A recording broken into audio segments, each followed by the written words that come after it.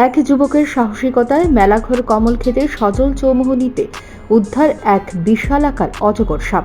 সম্প্রতি বন্যার জলে হয়তোবা এই সাপগুলো নির্দিষ্ট স্থান ত্যাগ করে জলের সঙ্গে বিভিন্ন স্থানে চলে আসে। বন্যা শেষ হবার পর দেখা গেল ত্রিপুরার বিভিন্ন জায়গায় অজগর সাপ উদ্ধার হচ্ছে, যেগুলো একেবারে লোকালয়ে চলে আসছে। একইভাবে মেলাঘর কলমক্ষেত এক যুবক তার বাড়ি থেকে সজল চৌমুহনীতে আসছিলেন। তখন চৌমুহনীর সামান্য সামনে অজগর সাপটি রাস্তা পারাপার হতে তার নজরে আসে। এরপর সে সাপটিকে ধরে নিয়ে আসে চৌমুহনীতে।